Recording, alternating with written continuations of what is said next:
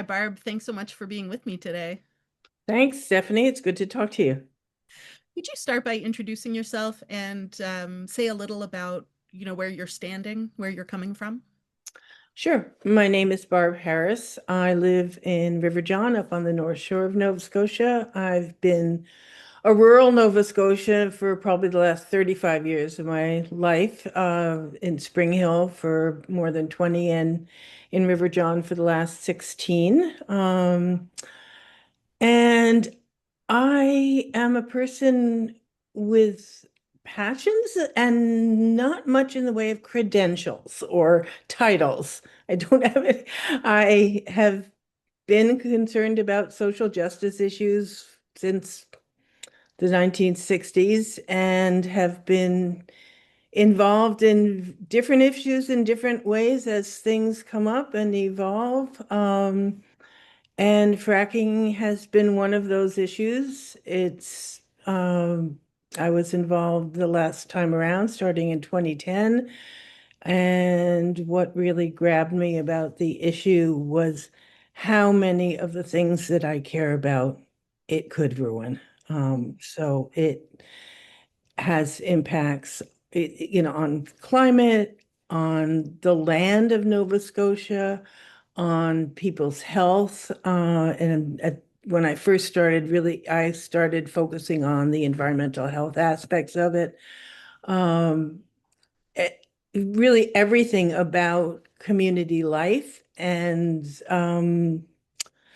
kind of survival in the short and long term. And it was just so bad in so many ways that it sucked me in. It just drew me in. It's like this is something I need to learn more about, and I need to do what I can to, to see that it doesn't happen here.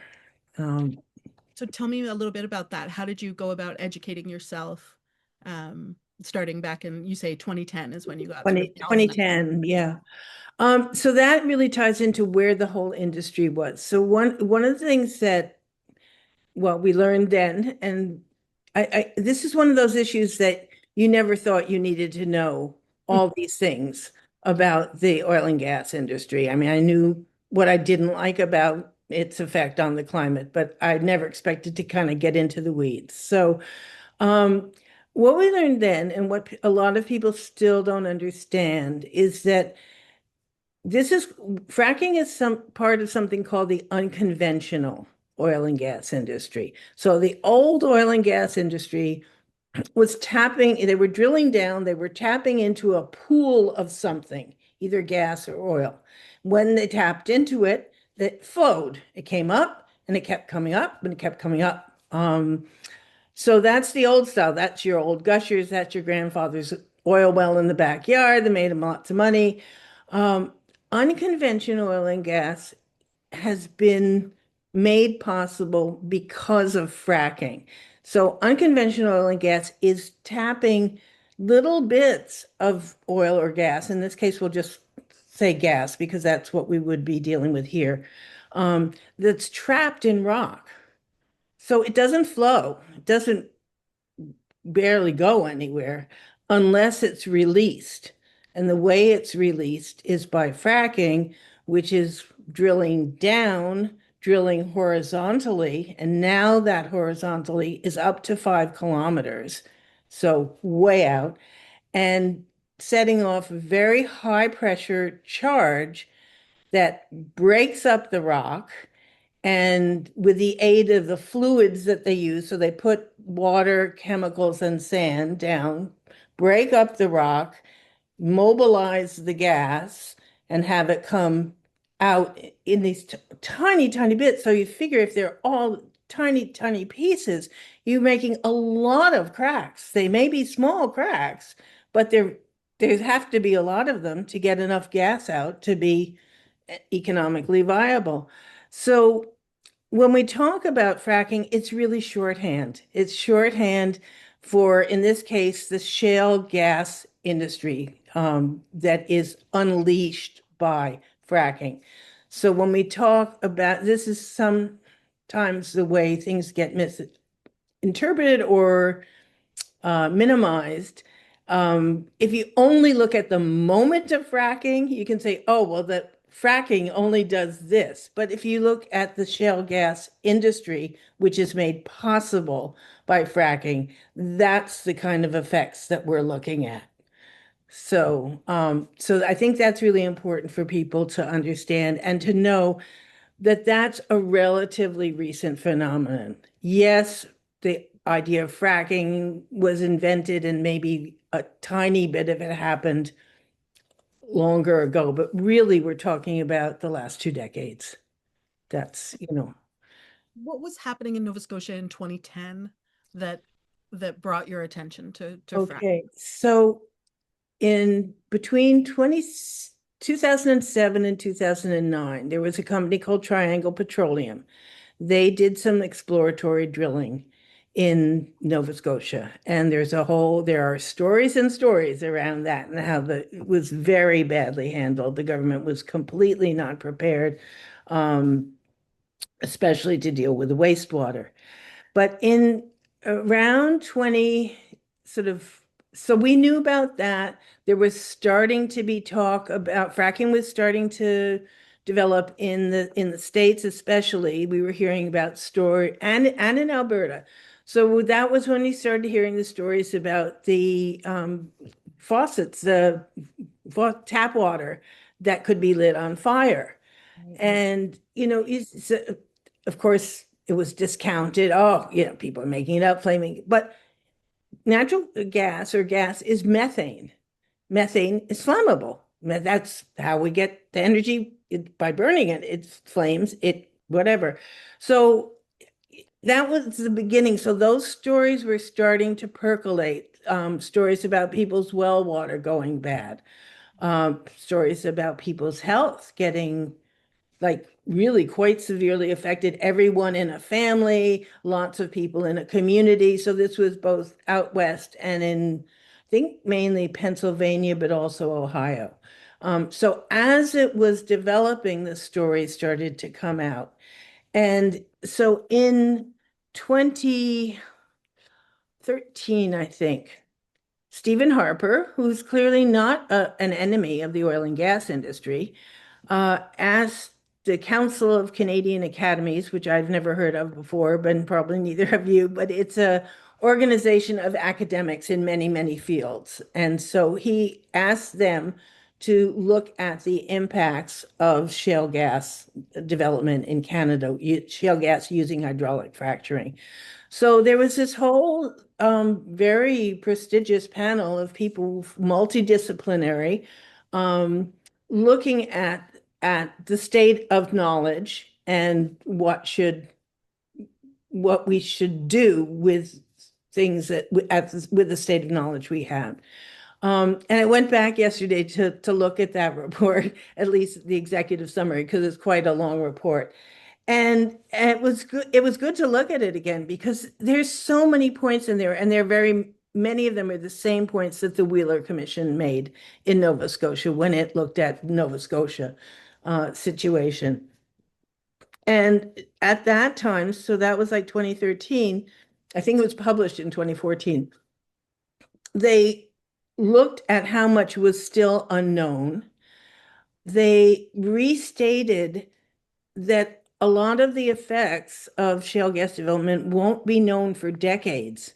And that's really important because here we have the province setting up Dalhousie to do a 3 to 4 month research and saying, on the basis of that 3 to 4 months, we're going to decide what we're going to do. Well, that's one of the points I tried to make in the report that I wrote, is that the cumulative impacts, you cannot draw conclusions out of a couple of exploratory wells over a couple of months. That's not when you know what's happened. And that's why the science that's been researched over 2 decades, looking at problems that evolve that don't show up right away, like cancers, like birth defects. It's so important that you don't say, oh, we're going to do 3 months of study and then we're going to come up with a policy about whether this is good for Nova Scotia. So it was really good to find that again, reinforcing that. That report, the CCA report, also said um, some of the effects of the shale gas industry, including fracking, may not ever be able to be solved. So they kind of diverged from the engineering point of view is that every problem can be solved. And in fact, the evidence over the years is that the same problems that were identified in 2014, 2013, 2014, not only do they still exist, they haven't been resolved. Some may have been slightly improved. There is more recycling of wastewater, but not all. Um, but there's not a solution to one of the biggest problems, which is making wells never leak. So you see information from this Provincial program that says, oh, now there's steel well casings and better cement. Well, there's always been well casings and cement. Maybe they're better, but what continues to be shown is they're they're not infallible. They break down over time, and they break down more and more when there's a lot of fracking going on around it. So Mhm. they're undergoing all the stresses of the fracking that's going on around it. So, And what is the concern about that? What might leak and where might it leak to? okay, two things. Methane into the air. Mm. So okay, step back. Methane is a greenhouse gas. Methane is 82 times more powerful as a greenhouse gas, more destructive as a greenhouse gas than CO2 if you look at the 20-year period. The comparison with coal is over 100 years, but if you look at methane over 20 years, and of course, from a climate point of view, climate scientists are pretty universal on saying this next 20 years is absolutely critical. If we don't cut back on greenhouse gas emissions in those 20 years, we're going to be over the edge on a number of things. So that's the argument for the 20 years. So the fact that methane is so impactful, in that 20-year period is a huge issue. So leakage of methane from wells into the air is a big deal. Um, and then we can get into, because it doesn't just happen from wells, but we'll start with that. Methane can also leak underground into aquifers, that's where you got the burning tap water. But it's a contaminant. It's not what you want to have because, and this is where I am not a scientist, so I might explain this badly, but my understanding is that methane exists along with other hazardous substances. So it doesn't just come up by itself. So when methane is going into water, it may be carrying other things along with it that you don't want in your water. So it's considered a hazard to both air and water. And that's kind of my expertise level on that one. Um, but I guess the other piece that I forgot to mention that's different about the shale gas industry and conventional oil and gas is the extent.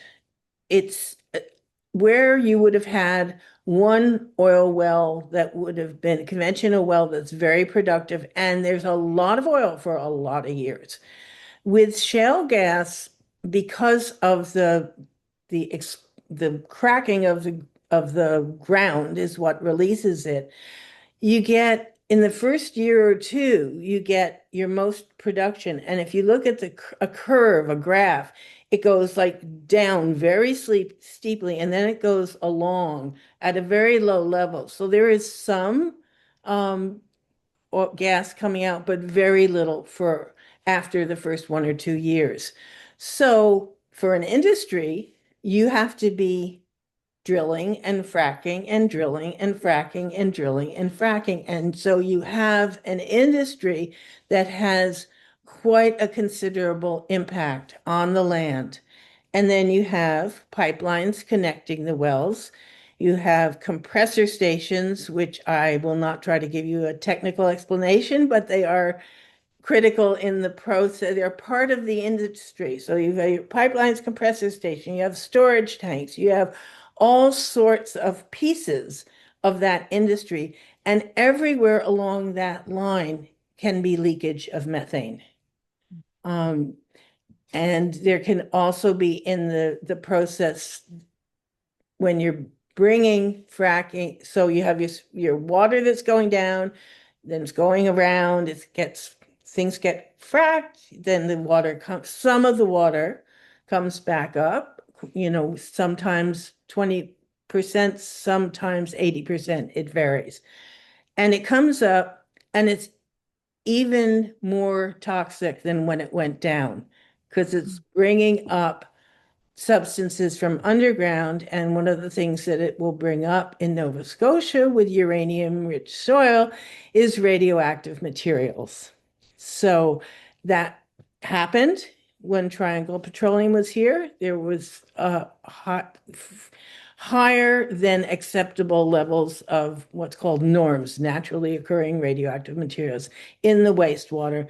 That was part of what was badly mishandled in the past.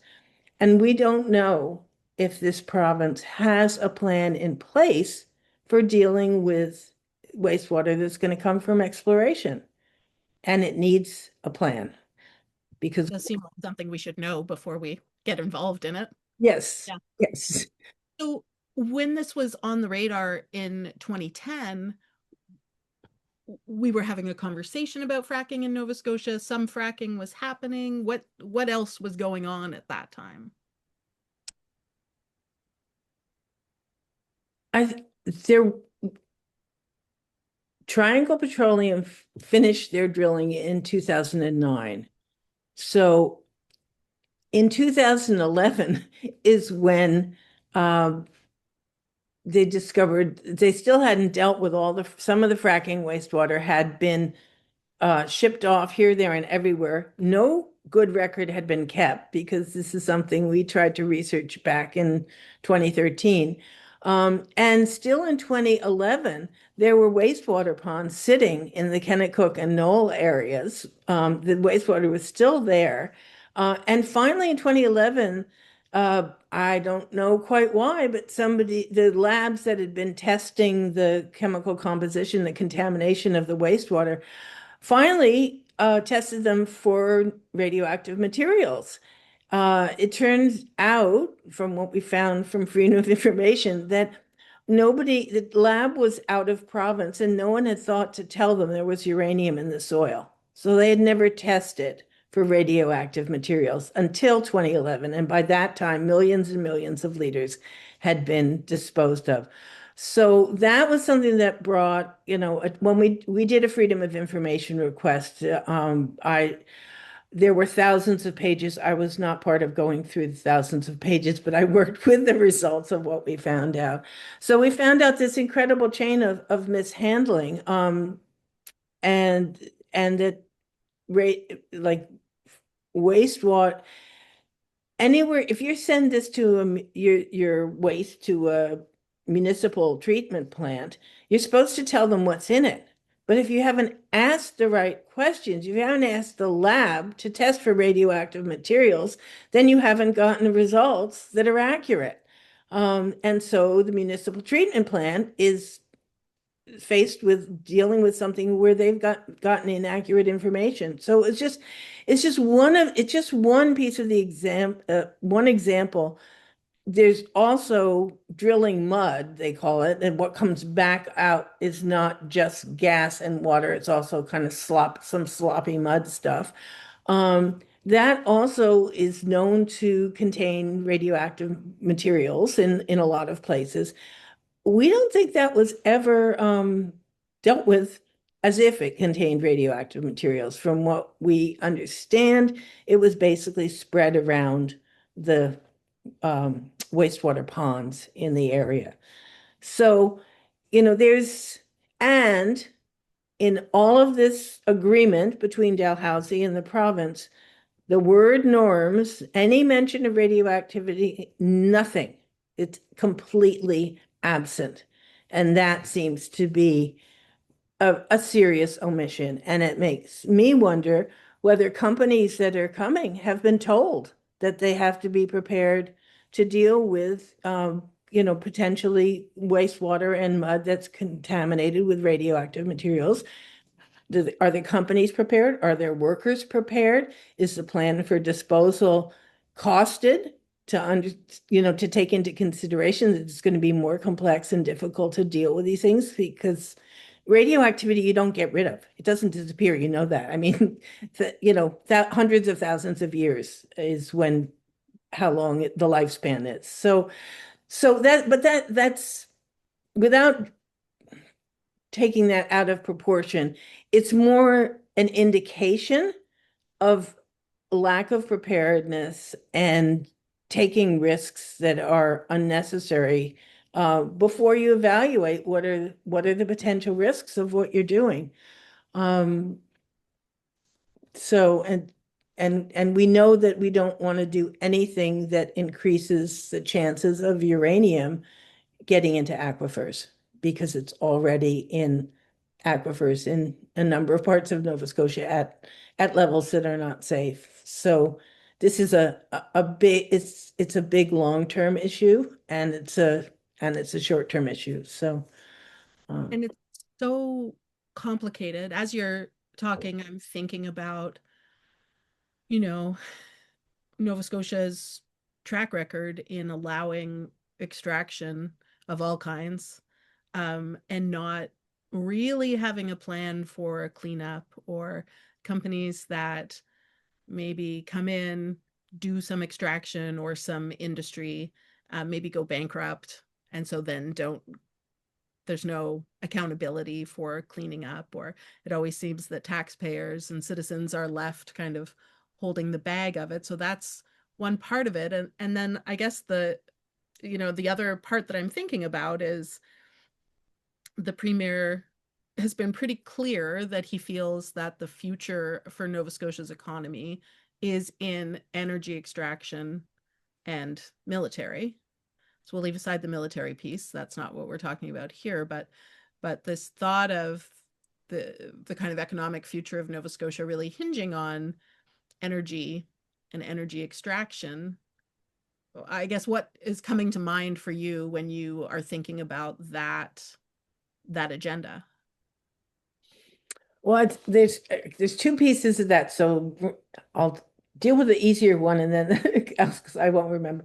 So in terms of the future of Nova Scotia, these claims that we have 200 years worth of gas. I read somebody who actually, Elizabeth Costers, who you interviewed recently, her comment on this after the meeting in Windsor last night was that the idea, she said, look, we now have 50% of electricity generated in Nova Scotia by renewables. That's all happened very fast. Probably, 20, 25 years, that's all happened. She said, the idea that we would be using gas in 200 years is absurd.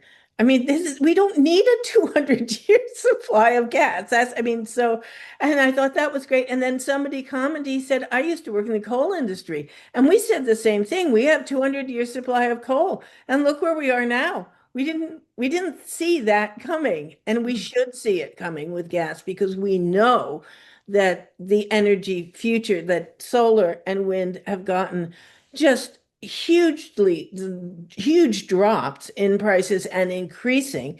Battery storage has advanced tremendously. It is now viable. They're just for those times when the sun doesn't shine and the wind doesn't blow. That's the future, and it's all the technological improvements are coming so fast. And those are very much win-win kinds of energy that are compatible with healthy environments, that are compatible with clean water. Unlike fracking, unlike these nutsy gas power plants that they want to set up in my county as well. So I don't think, I mean, I think it's just a sales job and propaganda to say that the future of Nova Scotia is gas. It's not. I mean, stranded assets, this, that, and the other thing. not to mention the fact that Alberta has thousands and thousands of abandoned gas wells and oil wells as well. And they've got billions of dollars, and the estimates vary depending on what's counted in the estimates. But the most conservative estimate is from the Alberta Energy Regulator, which is very much an industry body. And they say that the liability that is not covered by what industries put into a pot is $33 billion for cleanup. And other estimates are, over $100 billion. And it really does raise a lot of questions of if companies are, and exploration for gas has really slowed down in Alberta. So if it's slowed down in Alberta, where they've got the infrastructure, where they've got, everything is set up, all the companies are there, it's slowed down there. Why in the world would we think that Nova Scotia's future, economic future, should depend on gas? It makes no sense at all on any level. And that's completely leaving aside the environmental impacts, both of the gas and of the industry, including fracking, what it would do to, the land, the air quality, the people, the livestock. I mean, anything that affects humans also affects animals. And there are studies on that about, less growth and, birth deformities in livestock. I mean, it there's just, it doesn't make sense unless you're pushing an agenda that you have adopted for some reason that does not really have to do with the economic future of your province as a whole. So, I mean, I just feel like Tim Houston would say that you, like Elizabeth Costers, are putting the no in Nova Scotia. well, uh, you probably have some of the background that I have, which is no means no. Sometimes you say no. You say no for your own protection. You say no for the good of other people. Um, if people don't know when to say no, then I don't think they should be leading our province. I cannot imagine a better answer than that, Barb. You said there were two things that you wanted to respond to in this question. Okay, Do you so, remember the other thing? oh, okay, yes, I actually do. Um, so regulations, monitoring, and enforcement. So you've talked about cleanup. Mm. Um, so cleanup is one piece of it, but Nova Scotia in general, but this government even more so in particular, is not good at even enforcing its own regulations. And I think two examples for me come to mind. One is, I'm sure you've heard about the Eisner wetland, where there's problems with silt. Now, silt is pretty easy and cheap to control. And yet, somebody has documented for more than 2 years with photographs, with just every bit of evidence that you can submitted complaints, more than 6 times, as far as I understand, to the Department of Environment. And the Department of Environment has not acted to enforce their own regulations in a very simple thing. The other example would be forestry. You're not supposed to cut old growth trees. Somehow, now an old growth tree is pretty big. It's kind of hard to miss, which is a lot, easier to find than air emissions. And if this government cannot identify old growth trees, I have no confidence that they will identify and enforce any infringements around all the kinds of air emissions, water quality issues, all sorts of things that are associated with fracking. So one of the things that I noticed again in this CCA report, which is neutral. Remember, it was commissioned by Harper. and it's people who have no vested interest, like they are academics who are actually looking for the truth. They're not constrained like the people at Dalhousie are by a contract that says they have to try to meet this goal. Um, so they talked about the importance of transparency. They talked about the importance of effective monitoring and monitoring, regulation, and enforcement.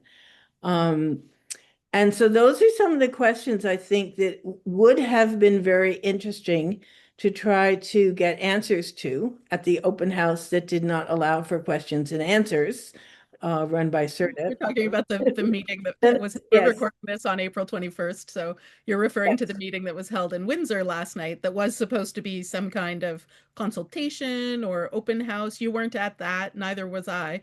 But we've both looked at some reports from it. So what goes through your mind when you think about what happened last night in Windsor?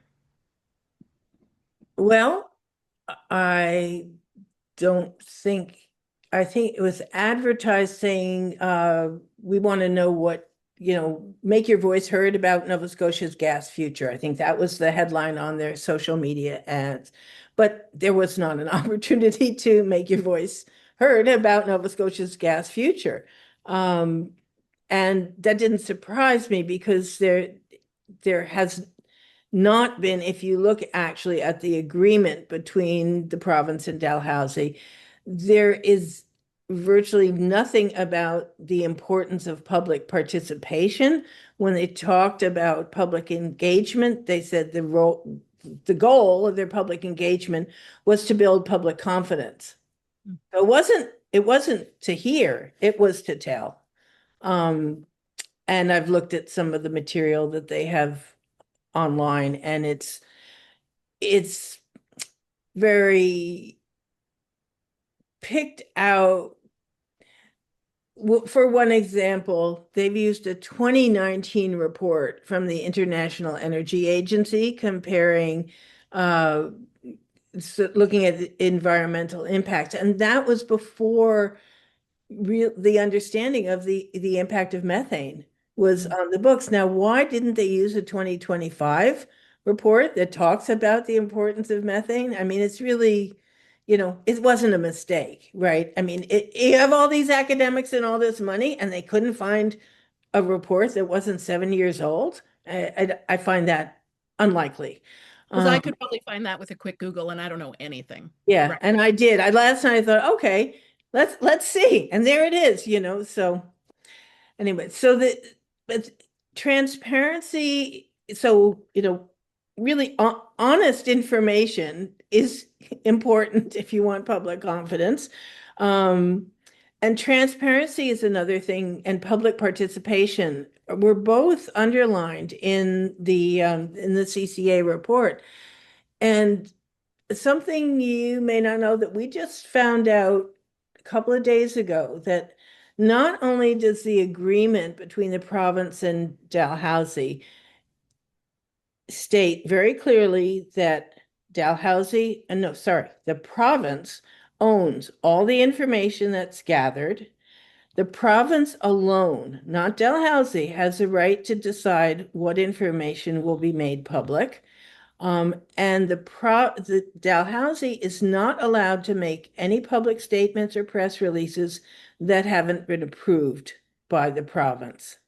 So Dalhousie is being presented as if it has the independence to do whatever it wants and to be honest with people, but that's not what the contract the agreement they've signed says. The other piece is the Powering the Economy Act that was just passed, which has gotten a lot of attention. There's actually a section in that we just found that says now legally all information, all data that's developed in relation to subsurface energy, which would include this, is confidential. So by law, instead of the default being its information is here, you can FOI pop it, we'll take some out, we'll release some, whatever. It's all confidential with some exceptions. depending on what the minister decides. The Minister of Energy being the Premier Energy of Houston. being the premier at this point. Yeah, So what concerns you most about another, that? well, I, if you want people to have confidence that things are going to be handled properly, then you have transparency, then you have public participation. When you don't have that, when you build it in, there's absolutely no basis for confidence. Just period. And so, I'm thinking about that meeting last night. I saw some video online this morning. There were no chairs. It wasn't set up like the kind of consultation that or public meeting that I'm used to going to, where there's some chairs and then there's everybody sits down and there's somebody, or a few people at the front who give a presentation and take questions. What I saw was a room with no chairs, filled with people. There was lots of interest, and there were some easels around the room with some kind of informational placards on them. And that seemed to be the extent of the setup. Um, does that square with what you've seen? Have you seen anything different than that? that's basically what I've seen too. And that, aside from the lack of chairs and the fact that it was a very small room, and which, according to one person that I'm in touch with, she said the light was so dim, she couldn't even take a good photograph of the boards, whatever, the poster boards. So there was, and that the noise level was very high, so that you really couldn't have a conversation even if if you wanted to. So it clearly wasn't set up to listen or even to answer questions effectively. So I think it's just one indication. But honestly, I didn't usually those posters things are how industries try to sell their projects. They've gone away from a time when people can ask questions and everyone can hear the answers. So that's normal, but this is not supposed to be an industry. This is supposed to be Dalhousie, and this bothers me that Dalhousie allows themselves to be put into this situation and to be presenting information that's out of date or very partial. I was told that there was virtually nothing on health effects, and maybe this is a time to throw it in because one of the things that it's always interested me and the evidence. Oh, one of the things they say in this consultation is things have changed since the time of the Wheeler Commission, which was Nova Scotia's look into this, into hydraulic fracturing and shale. And they say things have changed, but the only things they mention have changed are improvements in technology, which is just general improvements. They don't say, Hmm. this, and the improvements there may be some, and I'm not saying there's none, but they don't actually, the problems that have been identified have not been solved. But what they don't say is what's changed the most since, 12 years, the Wheeler Commission was 2014, is the amount of research that's been done on the impacts of a fracked gas industry. And that research there's 6 times as many studies as there were in 2014. There's two really interesting areas. So one is health, which was, from what I hear, virtually not even mentioned because I think it is the industry's weak point. So there's a study from Alberta, 2025. And this is where I'm going to go back and look at my report so I'm accurate for you. And it is, hold on a sec, where is it? That's okay. Take your time, Barb. Okay, so these are a couple of studies that are recent studies. So in Alberta, okay, I'm just going to read you. Nova Scotia researchers, so there's a team from St. Yves, studied the health of people living within at least 1.5 kilometers of an oil or gas well in Alberta. they found an estimated 9 to 21% higher risk. So that's 1 in 10 people or 1 in 5 people. So that's a lot of people. A higher risk of experiencing heart or breathing issues in that population. So this is 2025. This is not a problem that's been solved yet. And this was a study that took place over several years. Then also in the, I think 2022, Harvard School of Public Health researchers found elderly people living near or downwind of unconventional oil and gas developments, which involves extraction methods including drilling and hydraulic fracturing. Those elderly people are at higher risk of early death compared with elderly individuals who don't live near such operations. So these, and then, okay, one third study, there's an Alberta study of 35,000 pregnancies in rural Alberta. And they found that and this is also in the last few years, babies born to mothers living near hydraulic fracturing sites had increased incidence of low birth weight, which is an indication of lifelong problems, premature birth, and major congenital abnormalities. The risk increased with increased density of wells. So the conclusion of the study was that results suggest that individuals who were exposed to hydraulic fracturing within pregnancy may be at higher risk of adverse birth outcomes. So no wonder they're not talking about health on their slides. Yeah. So that's, it's very important what's missing, as well as what kind of the greenwashing of what's presented. All of that said, there are more of these meetings planned in different parts of the province over the next little while. How should people respond to them? I think it's useful to go to the meetings as much to connect with other people who are sharing your feelings that there's something very wrong about this, and to be visible. But I don't think it's the only thing. I think all we're all going to have to keep both educating ourselves and making it very clear that this is not what we think is the right future for Nova Scotia. And we've all got various reasons. There's so many reasons that it's wrong.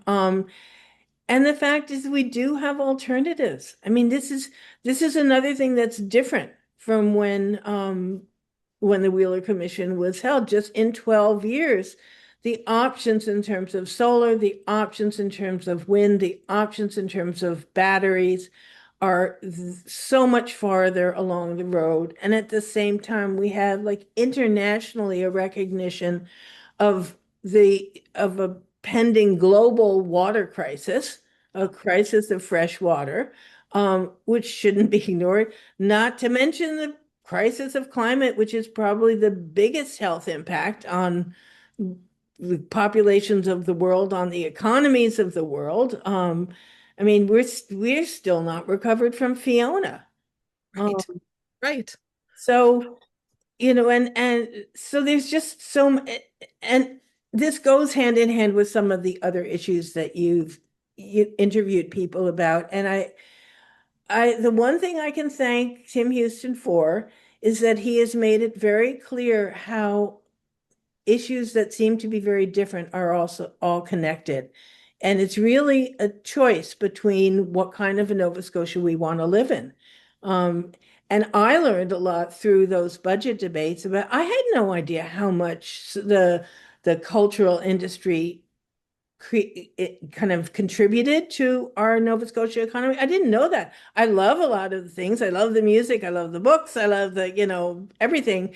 But I didn't realize what a big economic impact it had. What people call the caring economy, the pieces that don't produce stuff, but take care of people. That is an economic sector that's very important. So I think, Tim's made it very clear he's made a choice. I think many of us have said that's not the choice we want. That's not the Nova Scotia we love.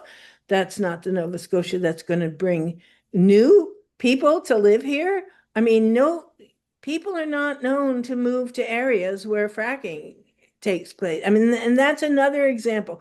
The health, okay, so Tim is elected to solve the health crisis, bring in new doctors. I read one of those promotional social media things about here's Dr. X, Dr. Y, and Dr. Z, and this is why they came to Nova Scotia. And every single one of them said they came for the beauty, for the parks, for the land, for the beauty of Nova Scotia. And here we have in BC, doctors leaving BC when they're living in areas where fracking is taking place because they do not want to raise their families in that environment. They know it's bad for health.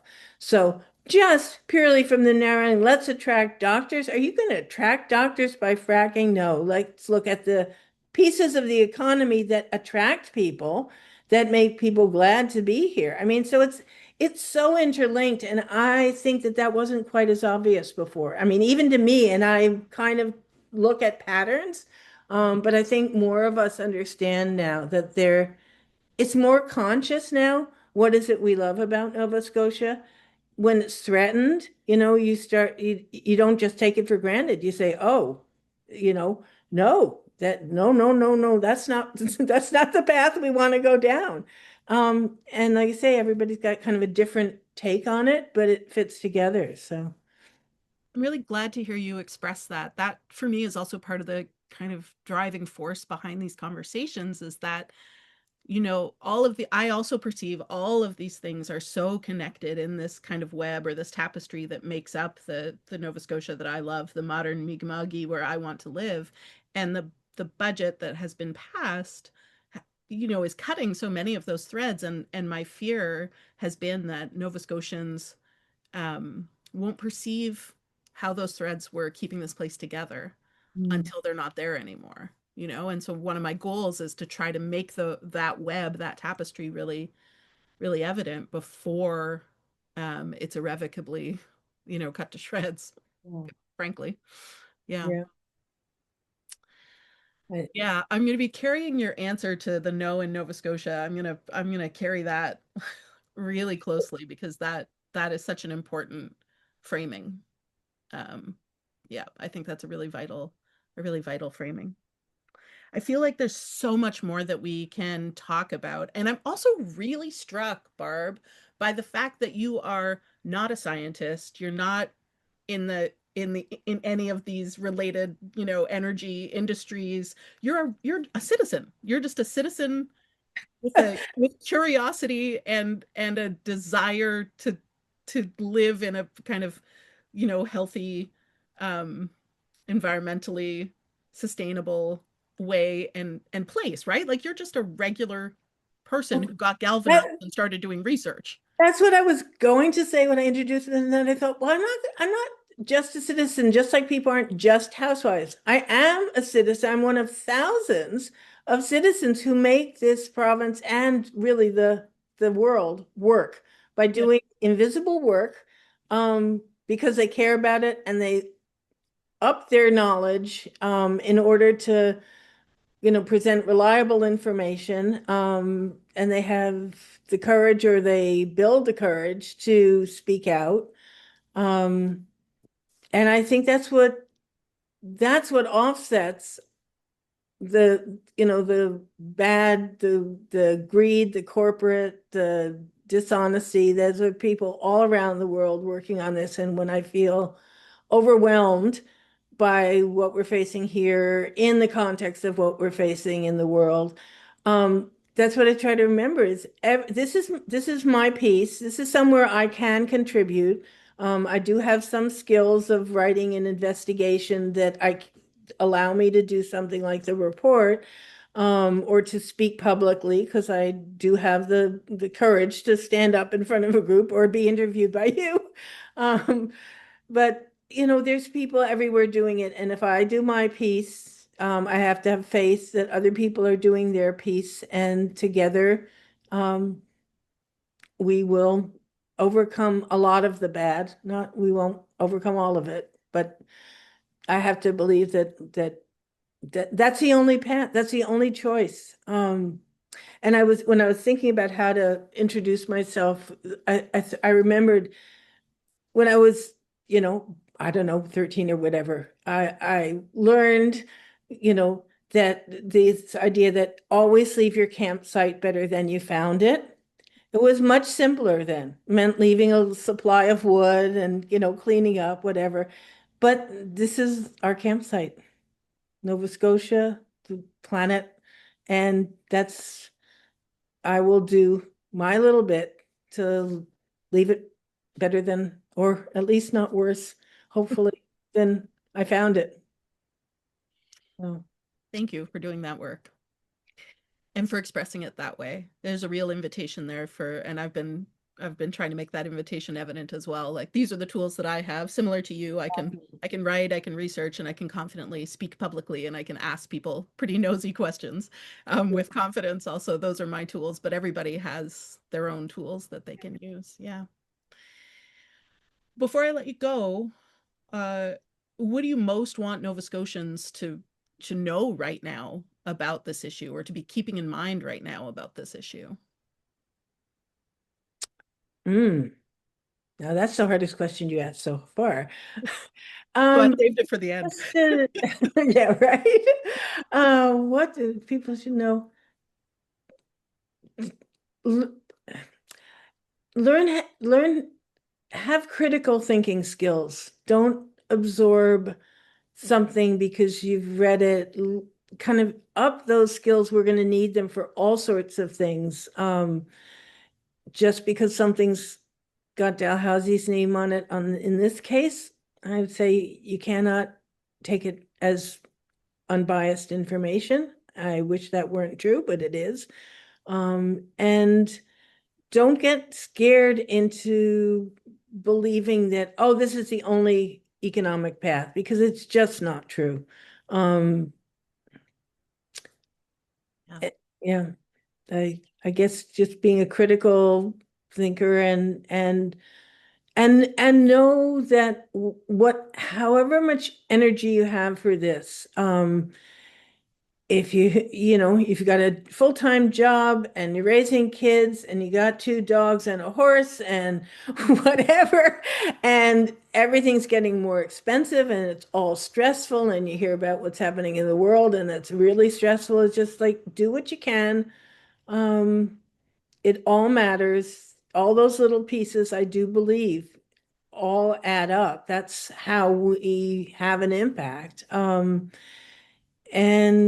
and I guess the other thing is build community. Don't get isolated. Try to find your peeps who help you, um, keep kind of replenish your energy when you're losing it, because we really can't do this.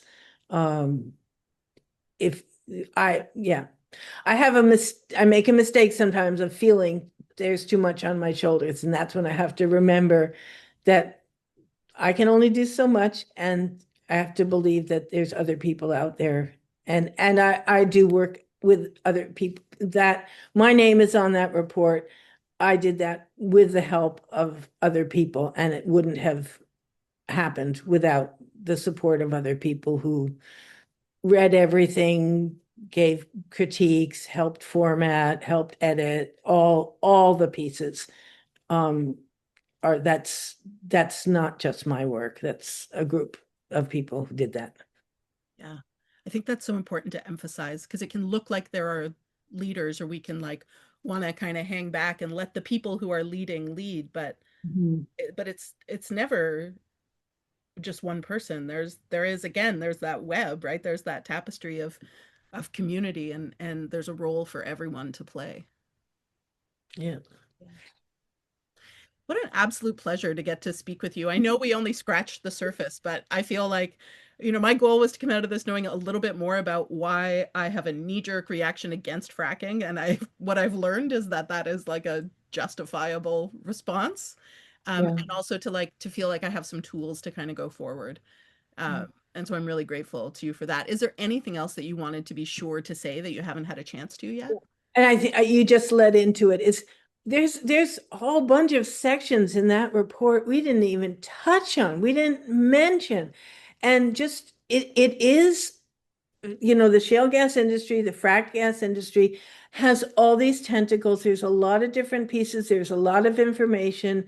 What I tried to do in the report, which we haven't named, so it's called Ignoring the Evidence, Tim Houston's reckless plan to frack for gas, and I will stand by those words. And what I tried to do is present some of the evidence to make it kind of the written primer that you've tried to make this interview.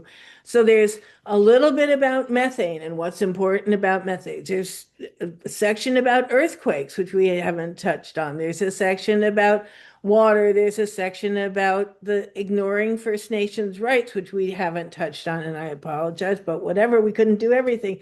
There's so many pieces. And what I tried to do is each piece in that report is relatively short.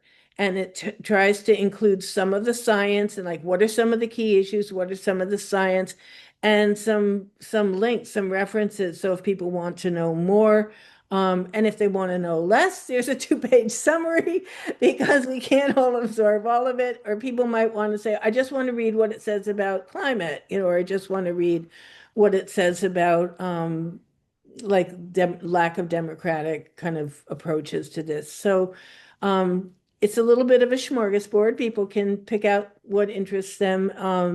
And the hope is that it will give people a taste of the breadth of the issues. And I guess that finally, it's the cumulative stuff. That's really important with this industry, that understanding that you can't look at it well by well, that it's an industry that expands, that often has like hundreds or thousands of wells that spread out across the land that have huge impacts. Together, they have impacts. Just like we have impacts together, this industry has impacts together, and we have to look at that as a whole, not as one by one well or one by one whatever frack or anything. So that's I guess stressing the cumulative, and you cannot draw conclusions from this 3 or 4 months of study, even if it were completely unbiased study. An unbiased study wouldn't pretend it could make policy decisions based on a couple of months of information. It's just not possible. So some things, yeah, there will be some facts. I'm not saying there's no facts that come out of that will be valid. Some of them will, and when they're very finite, like what kind of uh, geology do we have? But then to make the conclusion that the agreement makes is that we will be able to responsibly manage earthquakes after 3 or 4 months of study is one of the most absurd things I've ever heard. And it's completely contradicted by, I think they're called seismologists in British Columbia, earthquake experts who say, we have all these earthquakes. We're going to have, when we frack more, we're going to have more. They're not pretending they can control them. I have no idea why Dalhousie is willing to put their name on the document that says we're going to responsibly control earthquakes. I mean, And a document that the public is never going to get to look at. true, Yeah. true, Yeah. exactly. Yeah. I'll link to your document in the description for this podcast, and maybe to the that 2013 CCA report. Yeah. Yeah, I'll I'll, link to I'll that give as you well. that. Yes. And to our 2014 out of control report about what happened with the wastewater at Triangle. Just that's for the people who want to really deep dive. But the Yes. CCA report is really interesting, and the executive summary in itself is really worth reading. And it's written for real people. Great. It's not written for academics. Yeah. So, So we'll link to all of that, and then people can do some of that work of educating themselves as much as they can, as much as they have time and capacity for, and we can all lift our tools in this. indeed. Thank you, Stephanie. Thank you so much, Barb. You It's are great to as chat with you. much a pleasure to talk to directly as to listen to on CBC in the past. And I'm glad this is like a new, evolving relationship. So and it's great what you're doing. Thank you very much for doing it. So, Thank you so much for being part of it and for sharing your knowledge and your passion for this place. It means a lot to me. So thank you. and you too. Thanks very much.